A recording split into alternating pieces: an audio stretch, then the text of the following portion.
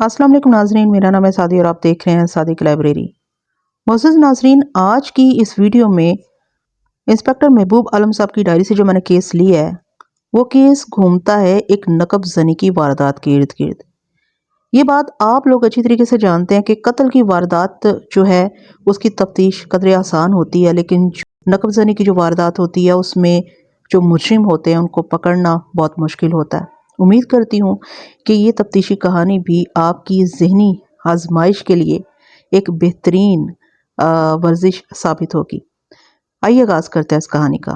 लेकिन इससे पहले कि मैं कहानी का आगाज़ करूँ, हस्बे रिवायत जो मेरे चैनल पर नए हैं, चैनल को सब्सक्राइब लाजमी से कर लीजिएगा और बेल के आइकन को लाजमी से प्रेस कीजिएगा और इसके अलावा ऑल नोटिफिकेशन बेल को भी ऑन कर दीजिएगा। और अगर आपको वीडियो पसंद आती है तो लाइक, कमेंट और शेयर करना प्लीज़ हरगिज़ मत भूलिएगा। ये वारदात मशरकी पंजाब के एक छोटे से कस्बे की है। कस्बा तो छोटा सा था, लेकिन यहाँ आढ़त की बहुत बड़ी मंडी थी और ये मेन लाइन का रेलवे स्टेशन भी था। मंडी अनाज की और दालों वगैरह की थी।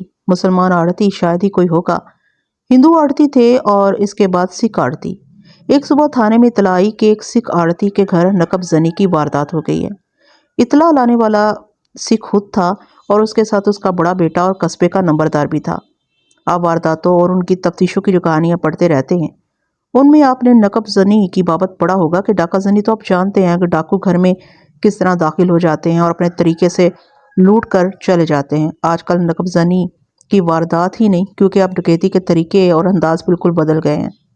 जब अंग्रेज़ हुक्मरान डाकुओं को लोगों का बदतरीन दुश्मन समझा करते थे और डाका जनी या नकब जनी की वारदात हो जाती तो उस इलाके का अंग्रेज़ DSP इलाका थानेदार की जान को आ जाता था और रोज़ बरोज़ की तफ्तीश की रिपोर्ट लेता था। नकब इस तरह लगाई जाती थी कि मकान के पिछवाड़े की दीवार के नीचे यानी ज़मीन के करीब इस तरह कारीगरी से तोड़ा जाता था कि आवाज़ पैदा नहीं होती थी। अगर दीवार ईंटों की होती तो लोहे के एक बड़े सुम्बे से एक एक ईंट बड़े आराम से निकाली जाती थी। दीवार पत्थरों की होती तो इसी तरह एक एक पत्थर निकाला जाता और इतना शगाफ कर लिया जाता जिसमें से एक आदमी हाथों और घुटनों के बल रेंग कर अंदर जा सकता था, जिसमें आम साइज का एक ट्रंक निकाला जा सकता था। नकब जनी सर्दियों के मौसम में नहीं की जाती थी। वजह यह कि सर्दियों में लोग कमरों में सोया करते थे। नकब जनी आम तौर पर उस मौसम में होती थी जब लोग सहन में या बरामदे में सोया करते थे। गर्मियों के मौसम में भी नकब जनी होती थी। गर्मियों में लोग छतों पर सोया करते थे। नकब जनी की वारदात में आम तौर पर एक घर भेदी जरूर हुआ करता था। घर भेदी नकब जनों को बताता था कि पिछवाड़े की दीवार को किस जगह से तोड़ना है। फिर वो बताता था कि ट्रंक या वो माल जो लूटना होता था वो उस कमरे में या साथ वाले कमरे में फलां जगह रखा है। डाका जनी में भी घर भेदी होते हैं, लेकिन नकब जनी के लिए घर भेदी होना ज़रूरी होता है। आप खुद गौर करें, दीवार तो आपने आसानी से तोड़ ली। यहाँ मैं ये भी बता दूँ कि उस वक़्त दीवारों में सीमेंट इस्तेमाल नहीं होता था, बल्कि मट्टी गारा इस्तेमाल होता था। इस वजह से ये सहूलत थी कि ईंटें या पत्थर आसानी से निकल आते थे।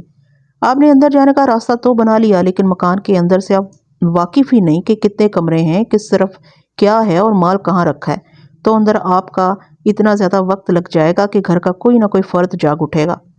नकब जनी की बाबत मैं कुछ और दिलचस्प बातें भी सुना सकता हूँ, लेकिन इस वक्त एक वारदात सुनानी है जिसकी मैंने तफ्तीश की थी। खामखा बात को लंबा ना करूँ तो मुनासिब रहेगा, नहीं तो आपका वक्त ज़ाया होगा। वो सिख आड़ती का मकान ईंटों का बना हुआ था। उसने बताया कि घर के सब अफराद सेन में सोए हुए थे। मैंने उससे जो बातें पूछनी थी वो सब पूछकर FIR उसी के नाम की तहरीर की और उसके साथ अपने अमले के कुछ आदमी लेकर चल पड़ा। मैंने रास्ते में उसको कहा कि ऐसी वारदातें बाज़ औक़ात दुश्मनी की बिना पर इंतकाम के तौर पर भी की जाती हैं। उससे दरियाफ्त किया कि उसकी किसी के साथ अदावत है। उसने जवाब दिया कि किसी के साथ भी उसकी ज़रा जितनी भी नाराज़गी नहीं। ये तो मुझको इल्म था कि कारोबारी लोग किसी के साथ दुश्मनी मोल नहीं लेते थे। उन ताजरों में कारोबारी रकाबत तो चलती है, लेकिन ऐसी नहीं जिस तरह मुसलमान इंतकामी तौर पर कत्ल से कम बात ही नहीं किया करते थे। मैं जाए वक़ुआ पर पहुंचा। मकान के अंदर जाने की बजाय मैं पिछवाड़े गया जिधर से नकब लगी थी। ये मकान कस्बे के बाहर था और उसके पिछवाड़े कोई और मकान नहीं था, बल्कि वहाँ से खेत शुरू हो जाते थे। उस मकान के पिछवाड़े मकई की पकी हुई फसल थी। मैंने नकब देखी। ये किसी तजर्बेकार नकब जन की कारीगरी थी। एक बात बताना ज़रूरी समझता हूँ, उस वक़्त नकब जनी, डकैती, राहजनी, जेब तराशी, कुफल शिकनी वगैरह के जराइम होते थे और हर तरीका जुर्म के माहिर मुजरिम होते थे। खास बात यह है कि کہ نقب زن صرف نقب زنی کرتے تھے، ڈاکہ زنی کا ارتکاب کرنے والے نقب نہیں لگاتے تھے، بلکہ ان کا اپنا ایک جدا طریقہ تھا۔ ایسے ہی راہزن صرف راہزنی کرتے تھے اور کفل شکن صرف تالے توڑنے میں مہارت رکھتے تھے۔ ایسا تو ہوتا ہی نہیں تھا کہ ایک جیب تراش، ایک راہزن اور کفل شکن مل کر نقب لگاتے۔ وہ اس واسطے یہ کام نہیں کرتے تھے کہ ان کو اس کاریگری کا تجربہ ہی نہیں ہوتا تھا۔ میں نے نقب لگی دیکھی تو میں سمجھ گیا کہ یہ کسی نقب زن کاریگر کا کام ہے، اور اس کے ساتھ ہی میرے دماغ میں اپنے علاقے کے 4-5 نقب زن آ گئے۔ میں نے ان سب کو تھانے طلب کرنا تھا۔ میں مکان کے اندر گیا۔ صحن بہت ہی وسیع تھا اور 3 کمرے ایک لائن میں تھے۔ تینوں کے درمیان والا کمرہ زیادہ بڑا تھا۔ نقب بائیں طرف چھوٹے کمرے کی دیوار میں لگی تھی اور اسی کمرے میں ٹرنک اوپر نیچے رکھے ہوئے تھے۔ میں نے نوٹ یہ کیا کہ یہ ٹرنک اسی دیوار کے ساتھ رکھے ہوئے تھے جس میں نقب لگی تھی، لیکن نقب اس جگہ لگائی گئی تھی جہاں دیوار کے آگے کچھ بھی نہیں تھا۔ اس کا صاف مطلب یہ تھا کہ نقب لگانے والوں کو معلوم تھا کہ دیوار کے اندر کی طرف خالی ہے۔ اگر معلوم نہ ہوتا تو وہ اس جگہ بھی نقب لگا سکتے تھے جہاں دیوار کے ساتھ ٹرنک پڑے ہوئے تھے، اور ایک بڑی پیٹی تھی جس میں رضائیاں اور گدے رکھے جاتے ہیں۔ وہاں نقب لگائی جاتی تو ملزم اندر نہیں جا سکتے تھے۔ پھر یہ خاص چیز نوٹ کی کہ جو ٹرنک ملزم اٹھا کر لے گئے تھے وہ گھر کے مالک کے مطابق 3 ٹرنکوں کے نیچے رکھا ہوا تھا۔ اس کا مطلب یہ تھا کہ ملزموں کو پہلے ہی معلوم تھا کہ مال اس ٹرنک میں ہے۔ وہ آئے، اوپر سے 3 ٹرنک اٹھا کر نیچے رکھے اور مال والا ٹرنک اٹھا کر چلے گئے۔ انہیں معلوم نہ ہوتا تو وہ سارے ٹرنکوں کے تالے توڑ کر مال تلاش کرتے اور پھر مطلوبہ ٹرنک لے جاتے۔ اس طرح ہوتا تو بے شمار وقت لگ جاتا۔ میرے ذہن نے یہ نقطہ قبول کر لیا کہ اس واردات میں گھر کا بھیدی شامل ہے۔ ایسی واردات کے موقع پر جا کر جو کاغذی کارروائی اور ضابطے کی جو دیگر کارروائیاں کرنی ہوتی ہیں، ان میں آپ کے واسطے کوئی دلچسپی نہیں، ان کو میں الگ رکھتا ہوں۔ آپ کہانی کے مطلب کی باتوں پر توجہ رکھیں۔ میں تھانے سے روانہ ہوتے وقت کھوجی کے گھر پیغام بھیج کر آیا تھا کہ وہ فلاں جگہ فوراً پہنچے۔ وہ آ گیا تھا اور اپنے کام میں مصروف ہو گیا تھا۔ دیوار اور فضل کے درمیان اس کو کھرے مل گئے تھے جو ملزموں کے تھے، اور اب وہ یہ دیکھتا پھر رہا تھا کہ ملزم کس طرف گئے ہیں۔ یہ اس کے واسطے آسان کام نہیں تھا۔ وجہ یہ کہ تمام کھیتوں میں فصل کھڑے تھے اور پکی میڈھوں پر کھرے کا نظر آنا ممکن نہیں تھا۔ میں اسی گھر کی بیٹھک میں بیٹھ گیا اور سکھ آڑھتی کو اپنے پاس بٹھا لیا۔ اس سے پہلے تو یہ دریافت کیا کہ ٹرنک میں کیا کچھ تھا۔ اس وقت تک یہ سکھ حوصلے میں تھا اور میرے ساتھ ساتھ لگا رہا تھا، لیکن جو ہی میں نے اسے یہ پوچھا کہ نقصان کتنا ہوا ہے تو مجھ کو اس طرح لگا جیسے اس سکھ کو اب اطلاع ملی ہے کہ ڈاکو اس کا گھر لوٹ کر لے گئے۔ اس نے آسمان کی طرف دیکھا، پھر لمبی آہ بھری اور یک لخت رو پڑا۔ رویا بھی اس طرح کی ہچکیاں لینے لگا اور اپنا چہرہ ہاتھوں میں چھپا لیا۔ میں سمجھ گیا کہ اس کی ساری عمر کی کمائی نکل گئی ہے۔ میرا تو ککھ بھی نہیں رہا۔ اس نے کچھ دیر بعد حوصلے میں آ کر کہا، ساری جمع پونجی اس ٹرنک میں تھی۔ اب تو اس کی دھاڑیں نکل گئی۔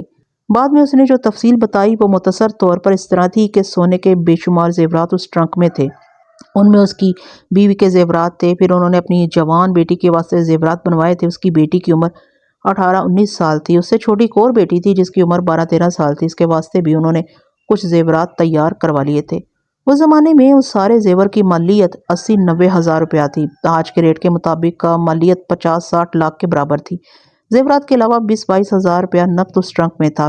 چھوٹے سے اس قصبے میں ایک بینک کھولا گیا تھا جس میں کاروباری لوگوں نے روپیہ پیسہ رکھنا شروع کر دیا، لیکن کاروباری لوگ زیادہ رقمیں ابھی تک اپنے گھروں میں چھپا کر رکھتے تھے۔ اس مال کے علاوہ ٹرنک میں بڑی بیٹی کے جہیز کے بڑے قیمتی کپڑے رکھے ہوئے تھے۔ زیادہ تر کپڑے سلے ہوئے نہیں تھے، خالص چاندی کی 4 تشتریاں بھی تھیں اور کچھ ایسی ہی 2-3 اور قیمتی چیزیں تھیں۔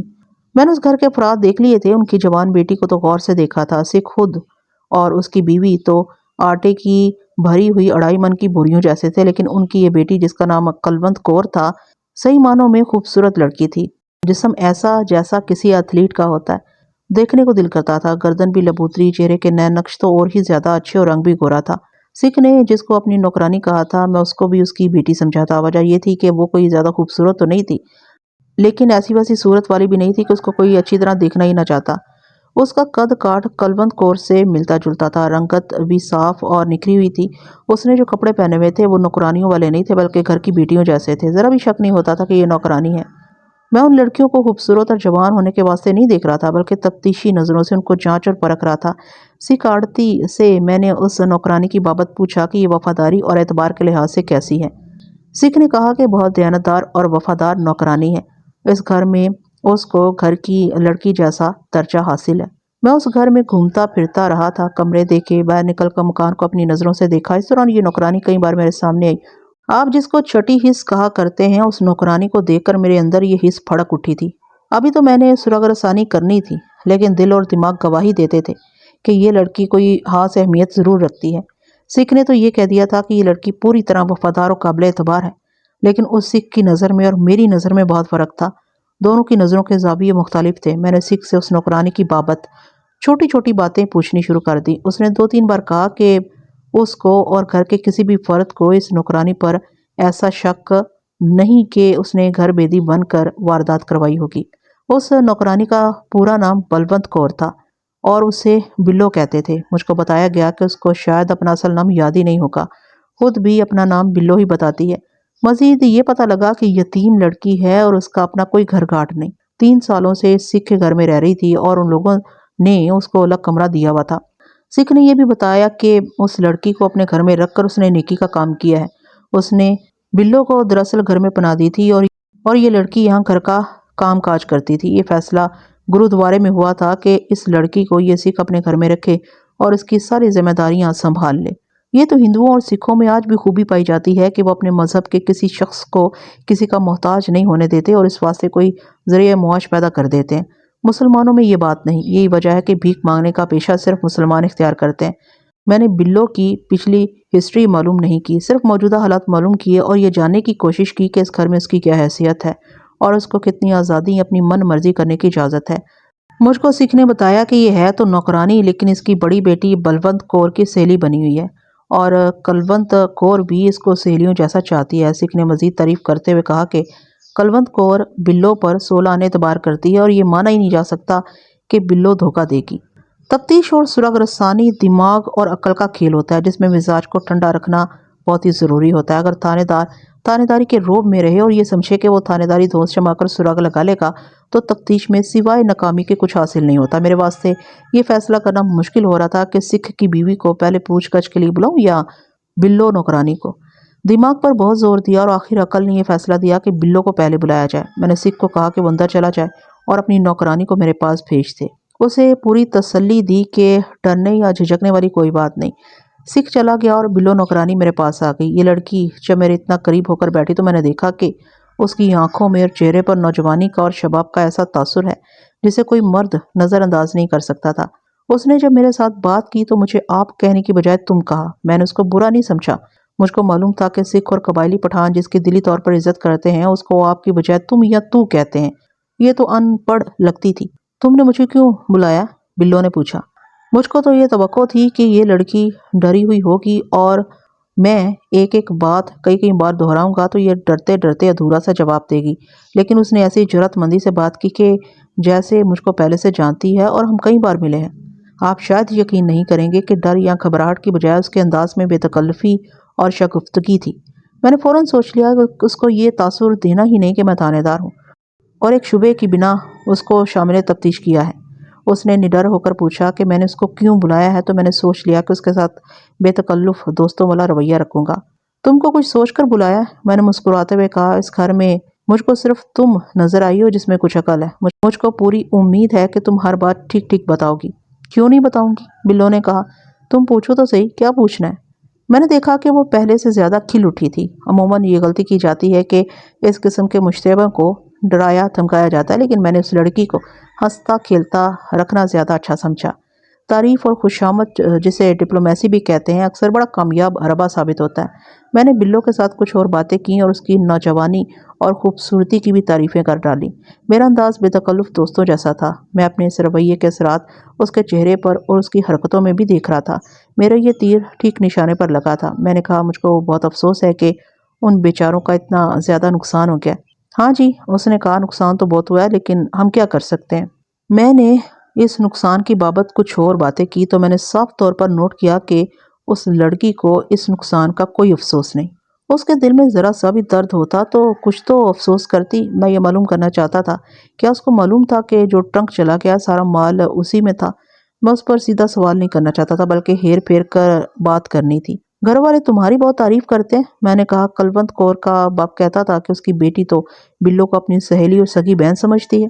सच्ची बात बताऊं बिल्लो, तुम हो ही तारीफों के काबिल। मैं तुम्हें इस घर की नौकरानी समझता ही नहीं। नौकरानियां तो बड़ी गंदी और कुछ और ही तरह की होती हैं।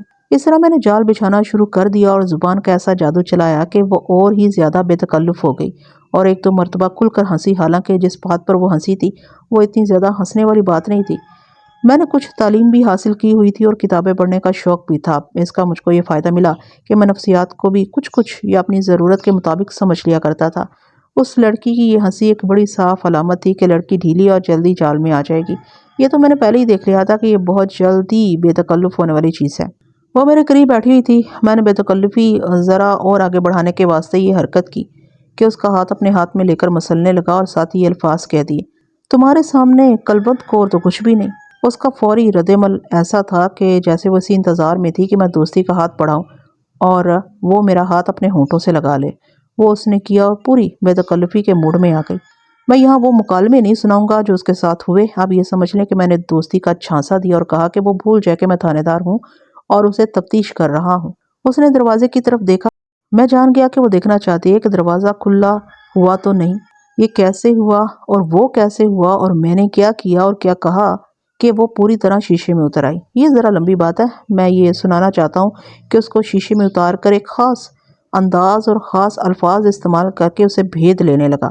میری ان باتوں میں سکھ کی بڑی بیٹی کلوند کور کا بھی ذکر تھا۔ بلو نے بڑے پیار سے راز فاش کرنے شروع کر دیے۔ سب سے پہلے تو میں معلوم کرنے کی فکر میں تھا کہ بلو کو معلوم تھا یا نہیں کہ جو مال کیا ہے وہ اس ٹرنک میں رکھا ہوا تھا اور یہ ٹرنک 3 ٹرنکوں کے نیچے پڑا ہوا تھا۔ میں نے اسے ایسی بات پوچھی نہیں تاکہ اس کو کوئی شک نہ ہو۔ میں نے اس کی اور کلوند کور کی دوستانہ بے تکلفی کی بات شروع کر دی اور ایک دو مرتبہ کہا کہ بلو تم ہو ہی دوستی کے قابل۔ اس نے اپنے آپ بتانا شروع کر دیا کہ کلوند کور کے دل کا کوئی راز ایسا نہیں جو اس کو معلوم نہ ہو۔ بلو کو پوری طرح معلوم تھا کہ یہ سارا مال جو کیا ہے وہ کالے ٹرنک میں رکھا ہوا تھا، بلکہ کون سی چیز ٹرنک میں کس جگہ رکھی ہوئی تھی کلوند کور کبھی کبھی یہ چیزیں بلو کو دکھایا کرتی تھی۔ واردات سے 10-12 روز پہلے کلوند کور اور بلو نے مل کر یہ ساری چیزیں یعنی زیورات، رقم اور دیگر اشیاء ٹرنک میں کپڑوں کے نیچے رکھ کر کپڑوں کو نئے سرے سے طے کیا اور رکھا تھا اور پھر تالا لگا دیا تھا۔ مجھ کو انتہائی ضروری سوال کا جواب مل گیا تھا۔ اب یہ سراغ لینا تھا کہ ملزموں کے ساتھ بلو کا رابطہ تھا یا نہیں، یا بلو کا کردار اتنا بڑا اور ڈھکا چھپا تھا کہ اس نے گھر بیدی کا رول ادا کر کے نقب زنی کی واردات کروائی۔ یہ تو ہو ہی نہیں سکتا تھا کہ بلو اس راز سے بھی پردہ اٹھا دیتی۔ مجھ کو ایک شک اور ہو رہا تھا۔ یہ لڑکی مجھ کو نارمل نہیں لگتی تھی۔ اس کا انداز اب ایسا ہو گیا تھا جیسے وہ میرے ساتھ ملاقات کرنے آئی تھی اور ہم دونوں کو یہاں سے کوئی اٹھانے کی جرات نہیں کر سکتا۔ میں نے اس کی غلط فہمی کو خوش فہمی میں تبدیل کیے رکھا۔ وہ بہت ہی خوش رہی۔ اگر میں وہ سارے مکالمے لکھ ڈالوں جو میں نے اس کے ساتھ بولے تھے اور حرکتیں بھی سنا دوں جو اس کے ساتھ کی تھیں اور اپنی ایکٹنگ بھی بیان کر دوں تو آپ یقیناً کہیں گے کہ یہ تھانے دار تفتیش کی بجائے رومان لڑاتا رہا ہے۔ اگر یہ حال احوال اس وقت میری بیوی کے کانوں میں پہنچ جاتا تو وہ مجھ کو لائن حاضر کروا دیتی۔ یہ تو میں ہی جانتا تھا کہ یہ مشتبہ لڑکی کس طریقے سے میری مٹھی میں آ کر رام ہوگی۔ میں نے وہی طریقہ اختیار کیے رکھا اور مجھ کو کامیابی ہوئی، لیکن ابھی میں اس کو پوری کامیابی نہیں کہہ سکتا تھا۔ بلو نے بڑی شوخی اور دلچسپی سے مجھ کو ایک اور راز بتا دیا۔ وہ یہ تھا کہ کلوند کور ایک مسلمان صوبے دار میجر کے بیٹے کے ساتھ عشق و محبت کا ڈرامہ کھیل رہی تھی۔ بلو نے جو تفصیلات سنائی وہ اس طرح تھی کہ لڑکا 18-19 سال عمر کا تھا اور بڑا خوبرو لڑکا تھا۔ ان کی ملاقاتیں بلو کروایا کرتی تھی۔ بلو زبانی پیغام لاتی اور لے جاتی تھی۔ بلو نے یہ بھی بتایا کہ ان کی محبت غلط تعلقات والی نہیں تھی بلکہ ان کا پروگرام شادی کرنے کا بھی تھا۔ بلو نے یہ بات بھی سنائی جو میرے دماغ میں ایک اور شک آ گیا۔ میں نے 2 وارداتیں ڈکیتی کی ایسی دیکھی تھی جن میں ایک نقب زنی کی تھی۔ تفتیش میں یہ راز کھلا کہ یہ واردات گھر کی اپنی ایک بیٹی نے کروائی تھی۔ وجہ یہ تھی کہ لڑکی ایک لڑکے کے ساتھ محبت کرتی تھی اور شادی کے عہد بھی ہو چکے تھے۔ گھر والوں کو پتہ چل گیا تو انہوں نے لڑکی پر تشدد شروع کر دیا، پھر اس کی شادی کہیں اور طے کر دی۔ لڑکی نے لڑکے کو بتایا اور کہا کہ میرے گھر میں نقب لگواؤ اور مال فلاں جگہ پڑا ہے نکال کر لے جاؤ، پھر کچھ دنوں بعد میں گھر سے بھاگ آؤں گی اور کہیں دور چلے جائیں گے اور یہ مال ہمارے کام آئے گا۔ ان دنوں وارداتوں کی یہی کہانی تھی، لیکن سراغ مل گیا اور دونوں عاشق اندر ہو گئے۔ مجھ کو شک ہوا کہ کلوند کور نے خود ہی واردات کروائی ہوگی اور وہ اس صوبیدار میجر کے بیٹے کے ساتھ بھاگ جانے کا ارادہ رکھتی ہوگی۔ یہ شک دل میں رکھ کر میں نے بلو کو کریدنا شروع کر دیا۔ اس سے بہت سے سوال پوچھے لیکن یہ ظاہر نہ ہونے دیا کہ میرے دماغ میں کیا شک آیا ہے۔ اس نے جو جواب دی اور باتیں سنائی وہ اس طرح تھی کہ ماں باپ نے کلوند کور پر کبھی تشدد نہیں کیا تھا، نہ کبھی اس کے ساتھ کوئی غصے سے بولتا تھا۔ اس کے گھر والوں کو تو ابھی پتہ ہی نہیں لگا تھا کہ کلوند کور ایک مسلمان کی محبت میں بندھی ہوئی ہے۔ دوسری بات یہ ہے کہ کلوند کور کی ابھی کہیں بھی شادی طے نہیں ہوئی تھی۔ ابھی رشتوں کے پیغام آ رہے تھے اور اس کے ماں باپ نے ابھی کوئی فیصلہ نہیں کیا تھا۔ بلو نے مجھ کو بتایا کہ کلونت کور کہتی تھی کہ کوئی صاف ستھرا رہنے والا سکھ لڑکا پسند آ گیا تو اس کے ساتھ شادی کر لے گی، اگر لڑکا اس کی پسند کا نہ ہوا تو صوبیدار میجر کے بیٹے کے ساتھ بھاگ جائے گی۔ مطلب یہ کہ ابھی اس نے اس مسلمان لڑکے کے ساتھ بھاگ جانے کا پکا ارادہ نہیں کیا تھا۔ بلو نے جب یہ بات سنائی تو میرے دماغ سے یہ شک نکل گیا کہ واردات کلونت کور نے خود ہی کرائی ہوگی۔ ویسے بھی میں آپ کو بتاتا ہوں کہ ہر لڑکی ایسی نہیں ہوتی کہ اپنے گھر ڈاکہ ڈلوا دے، یہ تو وہ لڑکی کر سکتی ہے جس پر اتنا زیادہ ظلم ہوا ہو کہ وہ انتقام کے جذبے سے پاگل ہو گئی ہو۔ ہوش و حواس میں رہنے والی لڑکی ایسا خطرناک و شرمناک جرم نہیں کیا کرتی۔ وہ صوبیدار میجر کا نام تو میں لکھوں گا ہی نہیں، اس کے بیٹے کا اصل نام کچھ اور ہے، لیکن میں امجد لکھوں گا۔ مجھ کو معلوم ہے کہ یہ خاندان 1947 میں ہجرت کر کے پاکستان میں آ گیا تھا اور بڑی اچھی حیثیت سے آباد ہو گیا تھا۔ اب تو اس خاندان کا شمار ماشاءاللہ زمیندار خاندانوں میں ہوتا ہے، اسی وجہ سے میں نے واردات والے قصبے کا نام نہیں لکھا۔ بلو نے ایک اور بات سنا کر ایک اور ہی شک میرے دل میں ڈال دیا۔ بات یہ تھی امجد اور کلونت کور کی محبت دشمنی میں بدل گئی تھی۔ 1 مہینہ گزر گیا تھا، ان میں ان بن شروع ہو گئی تھی۔ بلو نے سنایا کہ کلونت کور کی ایک سہیلی کی شادی تھی اور رات کو کلونت کور نے اس شادی کی ایک رسم میں شامل ہونا تھا۔ سہیلی کے ماں باپ امیر لوگ تھے، اس واسطے انہوں نے بے شمار مہمان بلائے ہوئے تھے اور قصبے کے مہمان بھی تھے۔ کلونت کور کو امجد سے ملنے کا بڑا اچھا بہانہ مل گیا۔ اس نے بلو کی زبانی پیغام بھیجا کہ آج رات فلاں وقت کھیتوں میں فلاں جگہ ملنا۔ میں نے پہلے بتایا کہ ان کے محلے کے ساتھ سے ہی کھیت شروع ہو جاتے تھے۔ ان دنوں فصل پوری طرح اونچی ہو گئی تھی۔ بلو امجد کو پیغام دے آئی۔ رات کو بلو بھی کلونت کور کے ساتھ شادی میں شریک ہونے کے واسطے چلی گئی۔ کلونت کور امجد سے ملنے کے واسطے کھیتوں کی طرف نکل گئی۔ بلو کو معلوم تھا کہ وہ 1 گھنٹے سے پہلے واپس نہیں آئے گی، لیکن وہ 15-20 منٹ بعد ہی واپس آ گئی اور آئی بھی غصے کی حالت میں۔ بلو کو یہ شک ہوا کہ آج رات یہ پکڑے گئے ہیں، لیکن بات کچھ اور نکلی۔ میری بات سنو بلو، کلونت کور نے بلو سے کہا، آج کے بعد میری کوئی بات اس حرام زادے امجد تک نہ پہنچانا، نہ اس کی کوئی بات مجھ تک پہنچانا۔ کیوں؟ بلو نے پوچھا، لڑائی ہو گئی ہے؟ سور کا بچہ بدماش ہے، کلونت کور نے بلو کو بتایا۔ میں شادی کی بات کرتی ہوں اور وہ بدماشی پر اتر آیا۔ بات اصل میں جو ہوئی تھی وہ میں اپنے لفظوں میں مختصراً بتا دیتا ہوں۔ اس رات تک ان کی محبت پاکیزہ رہی اور ان کے درمیان رومان چلتا رہا۔ کلونت کور نے امجد کو بھی بتایا تھا کہ اس کی شادی اس کی پسند کے مطابق نہ ہوئی تو وہ امجد کے ساتھ گھر سے نکل جائے گی اور مسلمان ہو کر اس کے ساتھ شادی کر لے گی۔ اس رات امجد کی نیت بد ہو گئی، لیکن کلونت کور پاک محبت کو ناپاک کرنے پر راضی نہ ہوئی۔ امجد نے دست درازی کی اور پھر زبردستی کی بھی کوشش کی، لیکن کلونت کور اسے گالی گلوچ کر کے اور اسے پھر کبھی نہ ملنے کا کہہ کر واپس آ گئی۔ اس نے یہ ساری بات غصے کی حالت میں بلو کو سنا ڈالی۔ 1-2 دنوں بعد امجد بلو سے کہیں ملا اور اس کو کہا کہ کلونت کور کو کہنا کہ آج رات اس کو ضرور ملے۔ بلو نے اس کو جواب دیا کہ کلونت کور اب اس کو کبھی نہیں ملے گی۔ امجد نے برا بھلا کہا اور حکم کے لہجے میں کہا کہ کلونت کور تک میرا پیغام پہنچا دینا۔ بلو کو بھی امجد پر غصہ آیا اور اس نے کلونت کور کو بتایا کہ امجد نے کیا کہا اور یہ بھی کہا کہ امجد نے اس کو گالیاں دی ہیں۔ کلونت کور نے بلو کو کہا کہ ابھی جا کر امجد کو یہ بات کہہ دے کہ میں تمہارے منہ پر تھوکتی ہوں اور میری جوتی بھی تم سے ملنے نہیں آئے گی۔ بلو بڑی دلیر اور منہ پھاٹ لڑکی تھی، وہ یہی الفاظ امجد کو کہہ آئی اور اپنا تھوڑا سا غصہ اس پر نکال لیا۔ امجد نے یہ جواب اپنے پیغام کا سنا تو بلو کو کہا کہ میں کلونت کور کو کہہ دینا کہ اس نے میری بات نہ مانی تو پچھتائے گی۔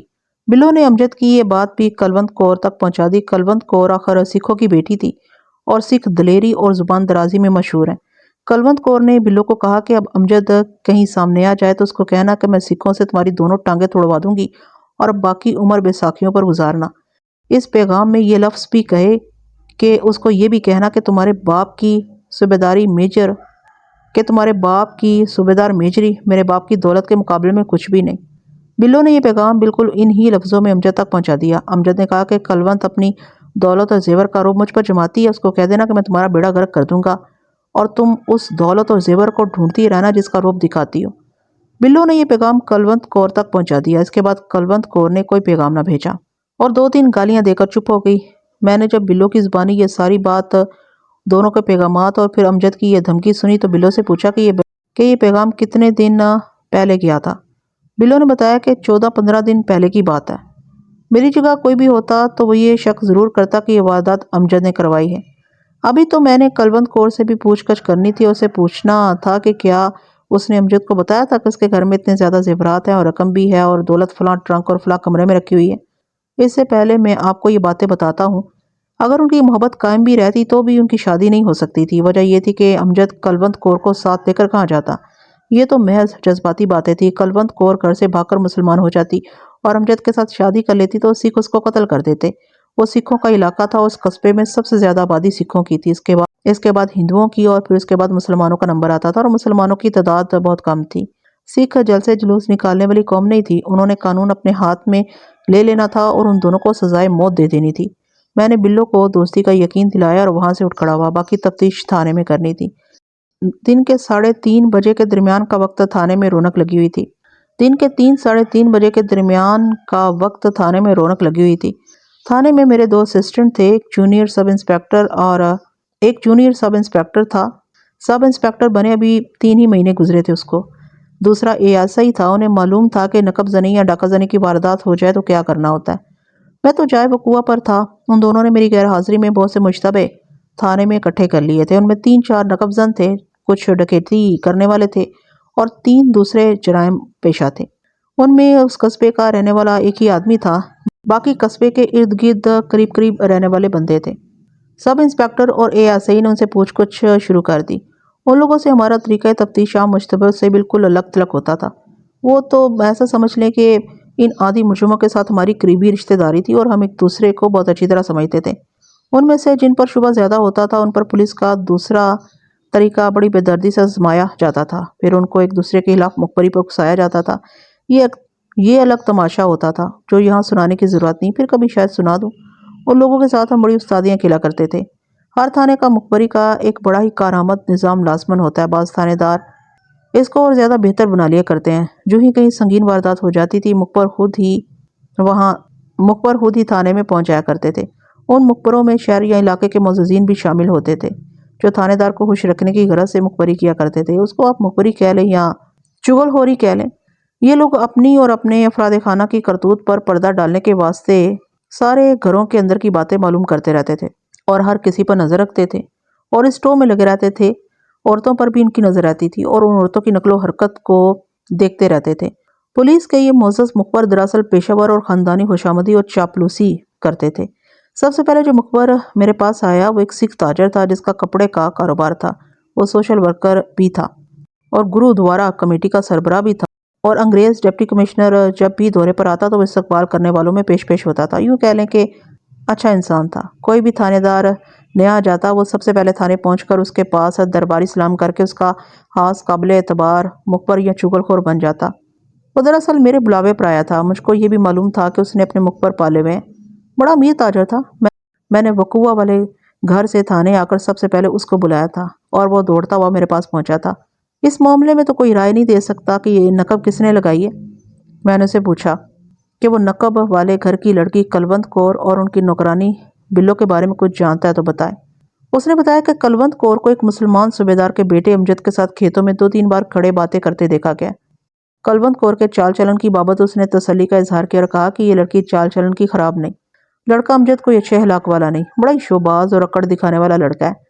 اس بارے میں کچھ اور باتیں پوچھیں لیکن وہ کوئی خاص بات نہ بتا سکا۔ پھر میں نے بلو کی بابت پوچھا۔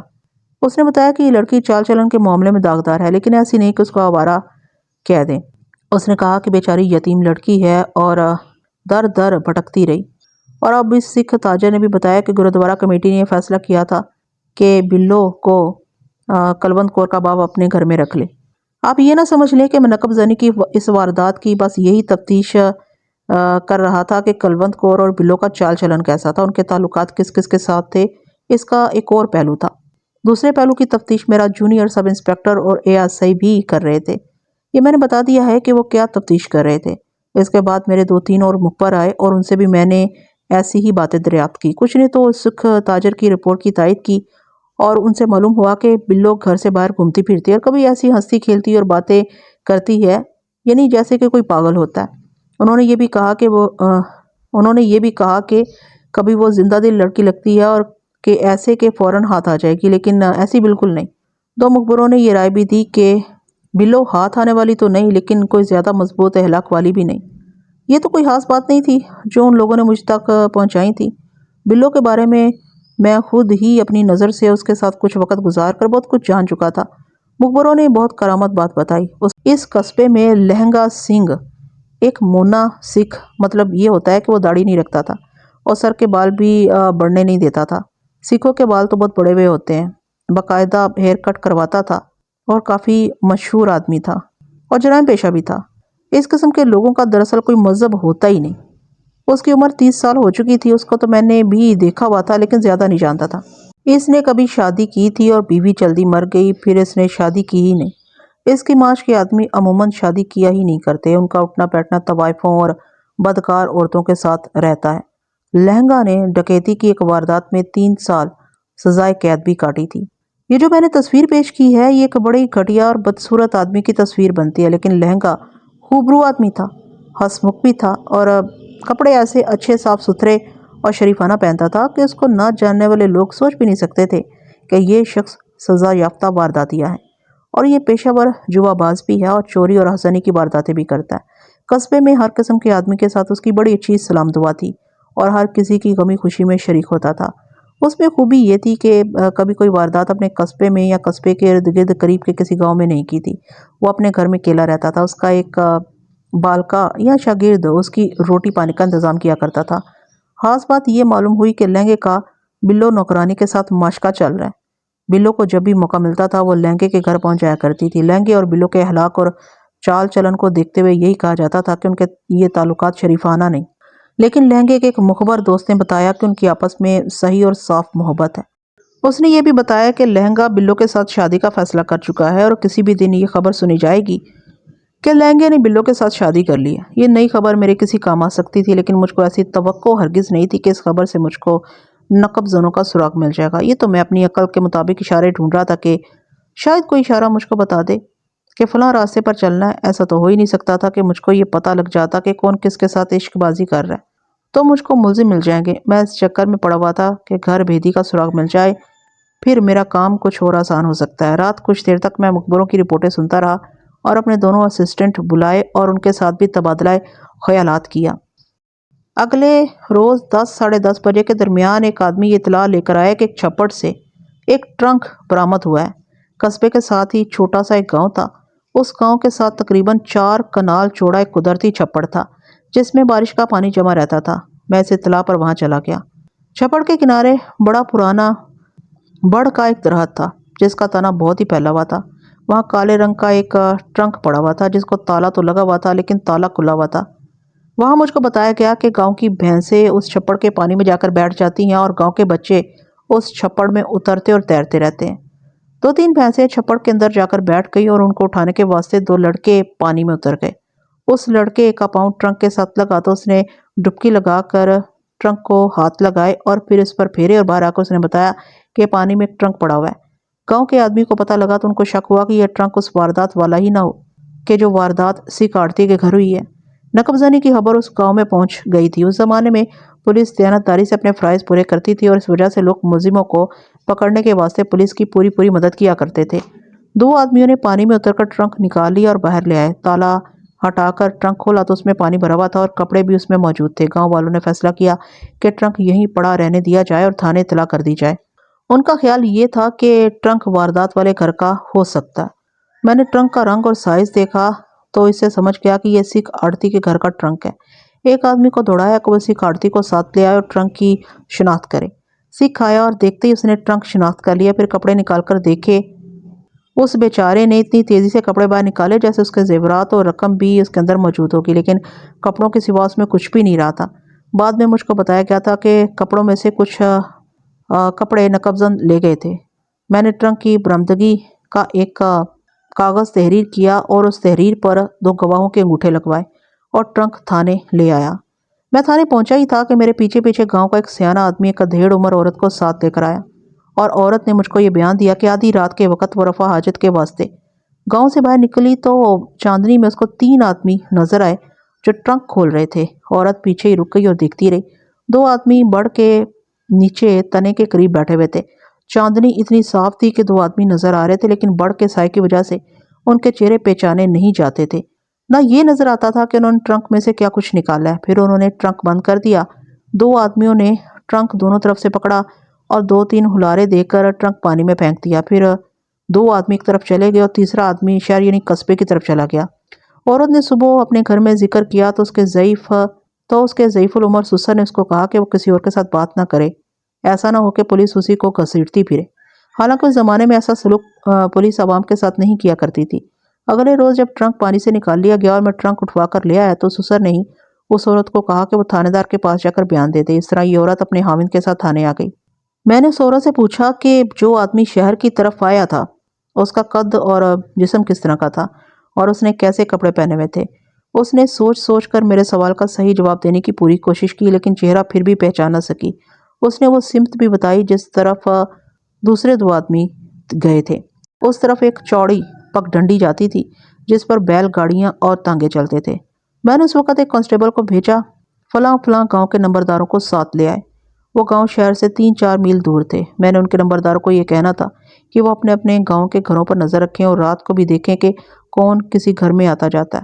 نمبرداروں کو معلوم تھا کہ یہ کام کس طرح کرنا ہے۔ اب میرے سامنے دو مشتبہ تھے، ایک لہنگا جس کا بڑا گہرا تعلق بلو کے ساتھ تھا۔ یہ ہو سکتا تھا کہ بلو نے گھر بیدی بن کر لہنگے سے ہی یہ واردات کروائی ہو، لیکن ساتھ ہی یہ خیال آتا تھا کہ بلو کے ساتھ تو اس گھر میں بیٹیوں جیسا سلوک ہوتا تھا، پھر وہ اس گھر کو اتنا زیادہ نقصان پہنچانے کے واسطے کیوں تیار ہو گئی؟ میں جب اس سوال پر غور کرتا تو کچھ اندھیرا سا نظر آتا تھا۔ بہرحال لہنگے کو شامل تفتیش تو کرنا ہی تھا۔ دوسرا مشتبہ امجد تھا۔ امجد کو مال اور دولت کی ضرورت نہیں تھی، نہ وہ جرائم پیشہ تھا۔ اگر یہ واردات اس نے ساتھ ہو کر کی یا کروائی تھی تو یہ اس کا انتقامی اقدام تھا۔ یہ اسی صورت میں ممکن تھا کہ اس کو معلوم ہوتا کہ مال کون سے ٹرنک میں رکھا ہوا ہے اور ٹرنک کہاں ہے۔ میں نے سوچا کہ امجد کو پہلے طلب کیا جائے۔ وہ میں نے کیا، وہ جلدی آ گیا، قصبے کا ہی رہنے والا تھا اور اس کا گھر تھانے سے دور نہیں تھا۔ میں نے اس کو دیکھا تو مجھ کو اچھا لگا۔ قد بھی اس زمانے کے مطابق بڑا ٹھیک ٹھاک اور جسم گھٹا ہوا تھا اور چہرے سے خوبرو بھی تھا، لیکن جب اس کے ساتھ باتیں ہوئیں تو پتہ لگا کہ عقل کا کوڑا ہی ہے۔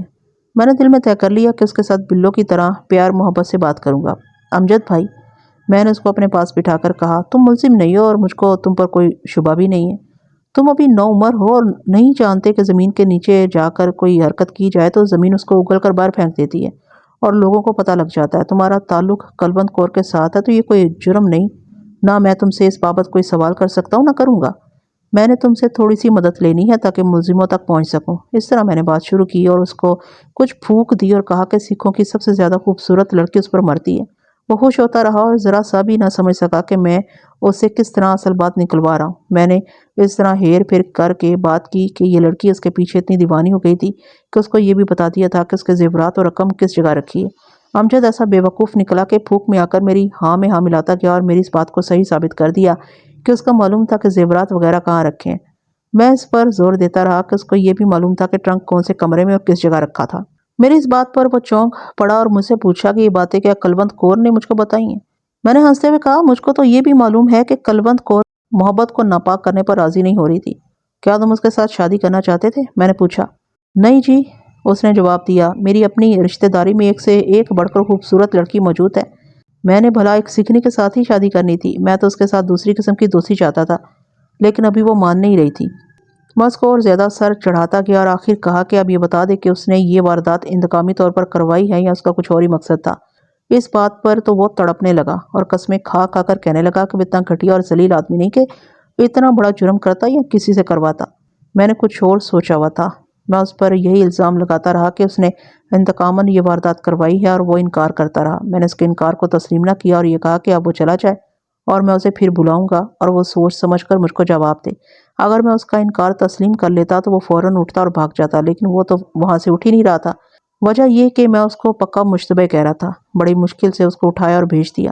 میں نے تو مخبر تیار رکھے ہوئے تھے۔ امجد کے جانے کے بعد میں نے ان مخبروں کو بلا کر کہا کہ اب وہ امجد پر نظر رکھیں اور دیکھیں کہ یہ کہاں جاتا ہے اور کس کو ملتا ہے۔ میں نے یہ بھی کہا کہ رات کے وقت بھی اس کو دیکھتے رہنا ہے۔ میں نے سوچا یہ تھا کہ اگر ملزم ہے اور اس نے واردات کروائی ہے یا اس میں خود بھی شامل تھا تو یہ فوراً یا رات کے وقت اپنے ساتھیوں کے پاس ضرور جائے گا اور ان کو بتائے گا کہ تھانے دار نے اس پر شبے کا صاف اظہار کر دیا۔ اب لہنگے کی باری تھی۔ کچھ جرائم پیشہ مشتبہ ابھی تھانے میں موجود تھے۔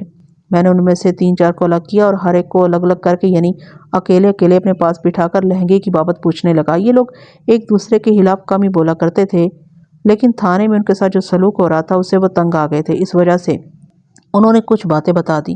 ان کے خیال میں یہ باتیں کوئی زیادہ اہم نہیں تھیں، لیکن میرے واسطے یہ باتیں کارآمد ثابت ہو سکتی تھیں۔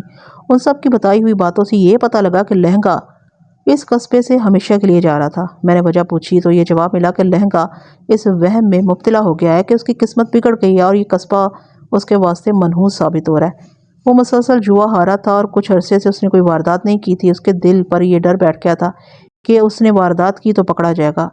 یہ تو میں جانتا تھا کہ یہ لوگ وہمی ہوتے ہیں اور جوتشیوں اور نجومیوں کے پاس جاتے رہتے ہیں۔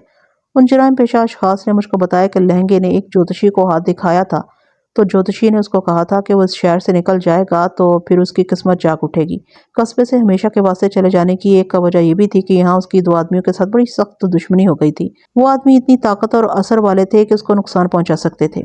میں نے لہنگے کو پھانسنے کا ایک اور طریقہ اختیار کیا۔ میں نے جس طرح امجد کو پریشان کر کے بھیجا اور اس پر مخبر لگا دیے تھے، اسی طرح میں لہنگے کے ساتھ بھی کر سکتا تھا، لیکن وہ تمام مخبروں کو اچھی طرح جانتا اور پہچانتا تھا۔ اس واسطے اس کے ساتھ امجد والا طریقہ اختیار نہیں کیا جا سکتا تھا۔ میں نے 1.5-2 گھنٹے صرف کر کے خاص انتظام کیا۔ یہ سارا انتظام جب مکمل ہو گیا اس وقت غالباً 1 یا 1:30 بج گیا تھا۔ لہنگے کے ایک شاگرد کو جو اس کے ساتھ رہتا، اس کے کھانے پینے کا انتظام کرتا تھا، ایک کانسٹیبل کو بھیج کر تھانے بلوایا۔ اس کا نام پتہ انہی مشتبہوں سے معلوم کر لیا تھا۔ کانسٹیبل اسے جلد ہی لے آیا۔ وہ 22-23 سال عمر کا نوجوان تھا۔ آڑھت کی منڈی میں کوئی محنت مزدوری کا کام کرتا تھا اور چھوٹی موٹی چوری چکاری کر لیا کرتا تھا۔ میں نے پہلے تو اس کو ڈرایا اور کہا کہ لہنگے کو نہ بتانا کہ تمہیں تھانے طلب کیا گیا تھا۔ اس نے ہاتھ جوڑ کر کہا کہ وہ نہیں بتائے گا۔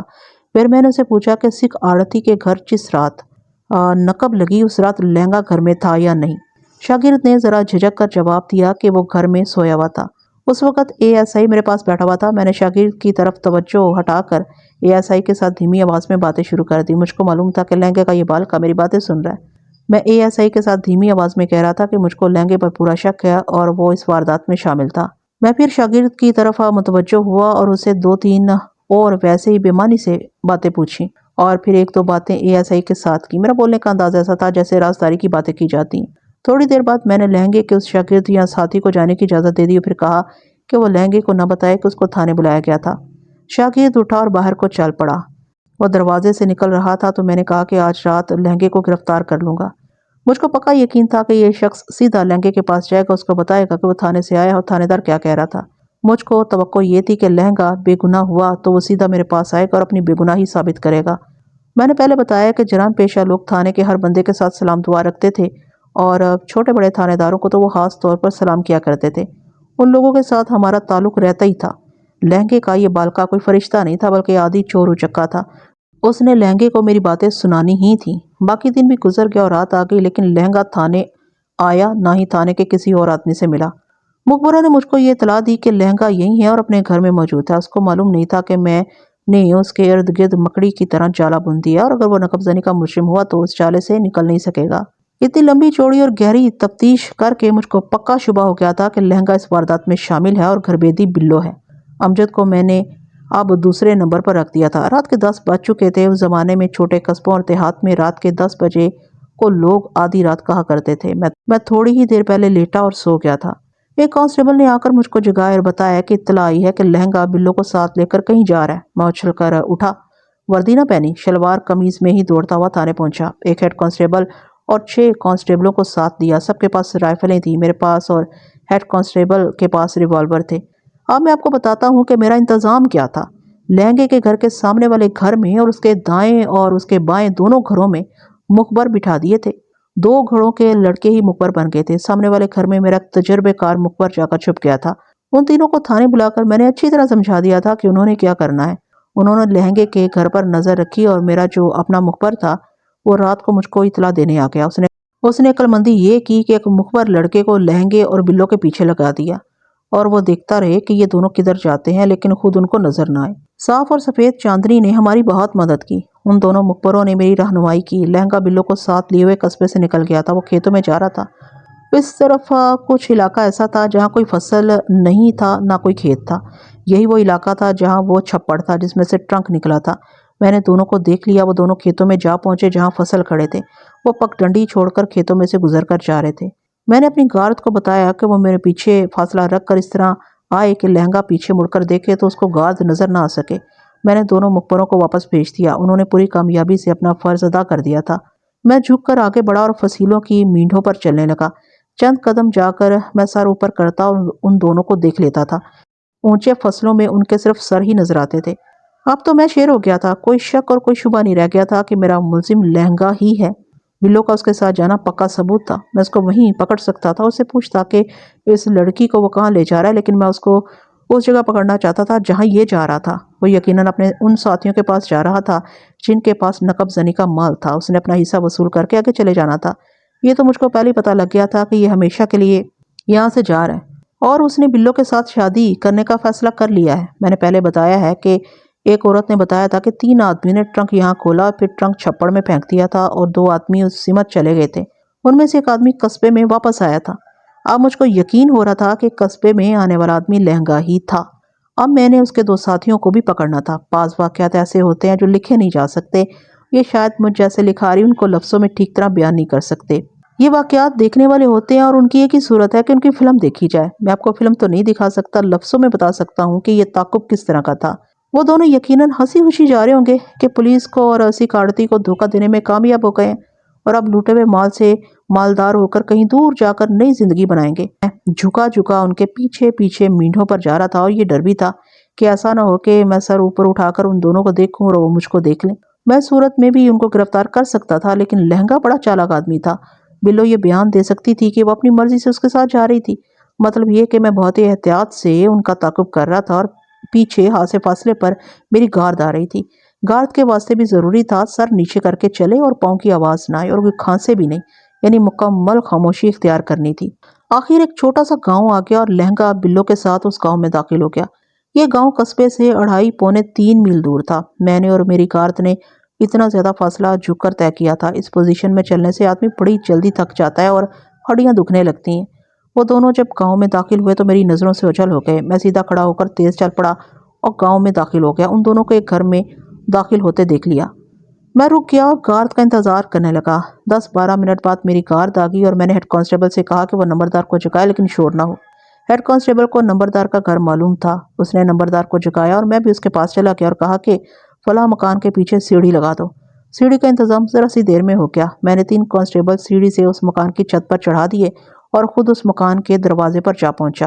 یہ ذہن میں رکھیں کہ وہ گاؤں کے کچے مکان تھے جو زیادہ اونچے نہیں تھے۔ میں دروازے پر دستک دینے لگا تو اندر صحن سے کسی کی آواز آئی، اوئے کوٹھے پر کون ہے؟ وہ میرے کانسٹیبل تھے جو چھت پر چڑھے تو ان کے قدموں کی آواز نیچے والوں کو سنائی دی۔ ادھر میں نے بڑی زور سے دروازہ کھٹکھٹایا۔ کوئی آدمی کمرے سے صحن میں نکل آیا تھا۔ چھت سے کانسٹیبل نے اس کو کہا کہ جاؤ فوراً دروازہ کھول دو، تھانے دار صاحب آ رہے ہیں۔ دروازہ کھل گیا اور میں ہیڈ کانسٹیبل اور دوسرے کانسٹیبلوں کے ساتھ اندر چلا گیا اور صحن میں سے گزر کر سامنے والے کمرے میں گیا۔ ہمارے پاس بڑی ٹارچیں تھیں جن کی روشنی میں ہم نے سب کو دیکھا اور کہا کہ لالٹین یا دیے جلا دو۔ کمرے میں ایک بوڑھا تھا، ایک جوان آدمی تھا، اس کی بیوی اور 2 بچے تھے۔ لہنگا اور بلو بھی وہیں تھے۔ مال فوراً نکال دو، میں نے کہا۔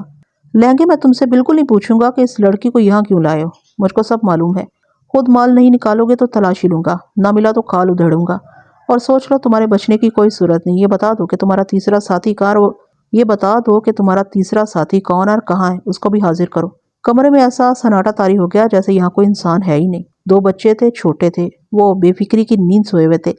اچانک بوڑھا بوم کی طرح پھٹا، اس کے منہ سے 3-4 گالیاں نکلی جو اس نے اپنے بیٹے کو دی تھی۔ وہ جوان آدمی جو اس کمرے میں موجود تھا اس بوڑھے کا بیٹا تھا۔ بوڑھے نے گالیاں دے کر انتہائی غصے کے عالم میں اس کو کہا کہ مال نکال دو، یا یہ چاہتے ہیں کہ میں بھی اس عمر میں پکڑا جاؤں اور باقی عمر جیل خانے میں گزار دوں۔ بوڑھے نے اس کو اور زیادہ گالیاں دے کر کہا کہ اس جوان بیوی اور معصوم بچوں کو بھی دیکھو، مال برآمد نہیں کراؤ گے تو تھانے دار صاحب ان کو بھی پکڑ کر تھانے لے جائیں گے۔ میں نے ان کو بتایا کہ ان کے کھرے اور پوری شہادت میرے پاس موجود ہے، بچ کر جائیں گے کہاں۔ آخر لہنگا بولا اور اس نے اپنے ساتھی سے کہا چلو یار مال دکھا دو۔ دونوں مجھ کو صحن میں کھرلی کے پاس لے کر بتایا کہ مال اس کھرلی کے اندر گڑا کر کے اس میں دبا ہوا ہے۔ میں نے کہا تیسرے ساتھی کی نشاندہی کرو، وہ بھی انہوں نے کر دی۔ ان کی نشاندہی کے مطابق ان کا تیسرا ساتھی یہاں سے 2 میل دور ایک گاؤں میں رہتا تھا۔ میں نے اسی وقت ہیڈ کانسٹیبل کو 4 کانسٹیبل دی اور کہا کہ وہ فوراً روانہ ہو جائیں، اس کو پکڑ لائیں۔ میں نے ہیڈ کانسٹیبل کو یہ بھی کہا کہ تیسرا ساتھی آئے گا تو پھر مال کی برآمدگی کریں گے۔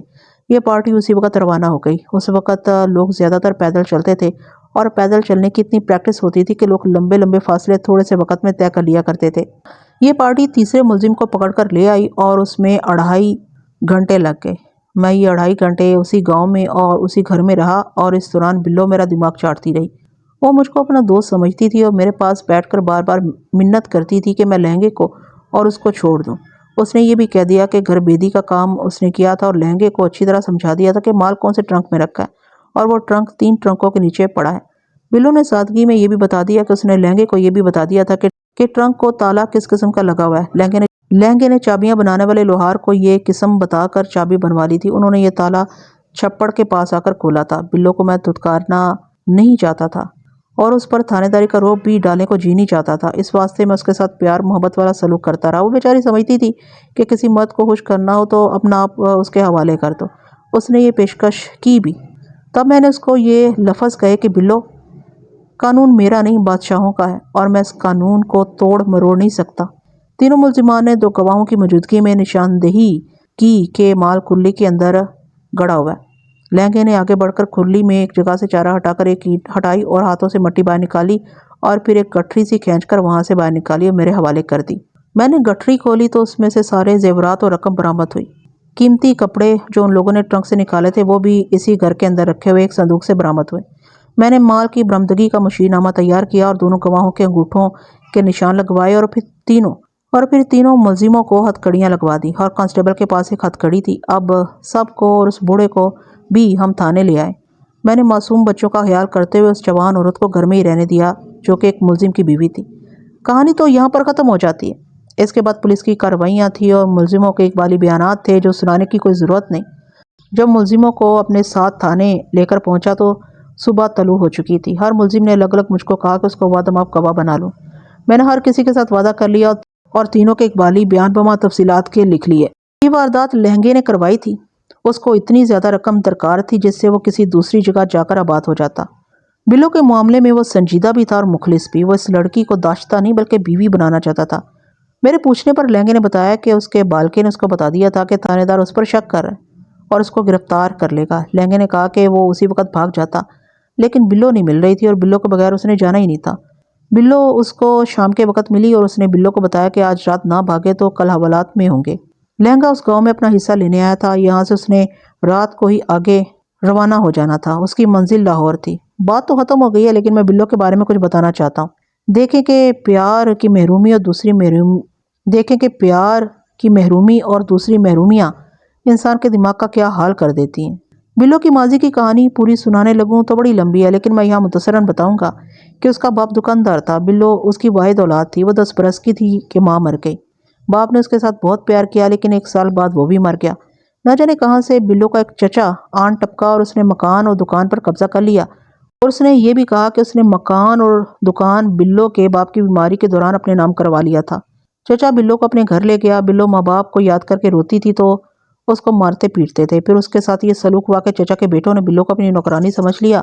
وہ تو اپنے ماں باپ کی اکلوتی اولاد تھی اور لاڈ اور پیار میں پلی تھی، لیکن اب اس کے واسطے پیار ختم ہو گیا تھا اور آئے دن اسے مار پٹائی ہوتی تھی اور وہ دھتکار کر رہ گئی تھی۔ اس کی عمر 14 سال ہوئی تو اس نے پیار کی تلاش میں بھٹکنا شروع کر دیا۔ وہ بہت خوبصورت تو نہیں تھی لیکن اچھی خاصی صورت والی نکلی۔ اس کے نین نقش بھی اچھے تھے۔ وہ تو پیار کی پیاسی تھی۔ جہاں اس کو پیار کی جھلک ملی وہاں کی ہو کر رہ گئی، لیکن پیار کرنے والے ہوسکار نکلے، یہیں سے وہ بدنام ہو گئی۔ اس نے بتایا کہ امجد نے بھی ایک بار اس کو پیار میں ایسا ہی دھوکہ دیا تھا۔ ایک بار وہ چچا کے گھر سے بھاگ کر ایک اور گھر میں چلی گئی اور ان کی نوکرانی بن گئی۔ اس کے اندر ایسی بے چینی اور تشنگی تھی کہ ہر کسی سے پیار کی توقع رکھتی تھی۔ اسی تشنگی نے اس کے خلاف غلط فہمیاں پیدا کر دیں اور وہ ذلیل و خوار ہوتی رہی۔ آخر گرودوارا کمیٹی تک یہ مسئلہ پہنچا تو کمیٹی نے اس کو سکھ آڑتی کے حوالے کر دیا۔ اس کی یہی جذباتی محرومی تھی جس نے اس کو میرے جال میں الجھا دیا تھا، اور میں نے اس کی اسی فطری تشنگی کو سمجھتے ہوئے پیار اور محبت کی جھلک دکھائی تو وہ میری ہو کر رہ گئی۔ اس کو خیال ہی نہ آیا کہ میں تھانے دار ہوں اور تفتیش کر رہا ہوں۔ بلو کو صحیح پیار لہنگے سے ملا۔ میں نے یہ بھی معلوم کر لیا تھا کہ خود لہنگا بھی اسی محرومیوں کا شکار ہو کر جرائم پیشہ بن گیا تھا۔ اس نے بلو کو پورے خلوص کے ساتھ اور دل کی گہرائیوں سے چاہا تھا اور اس کو اپنے گھر میں آباد کرنے کے واسطے یہ واردات کی تھی۔ یہ پکڑے نہ جاتے تو لاہور پہنچ کر آباد ہو جاتے۔ تینوں ملزموں کو 7 سال سزائے قید ہوئی اور بلو کو اعانت جرم میں 3 سال کی قید سنا دی گئی۔ تو ناظرین، امید کرتی ہوں کہ یہ کہانی بھی آپ کے لیے کافی دلچسپ رہی ہوگی۔ تو لائک، کمنٹ اور شیئر کرنا ہر قسمت بھولے گا، اور مجھے اجازت دیجیے ایسی کسی اچھی سی کہانی تک کے لیے۔ اللہ حافظ۔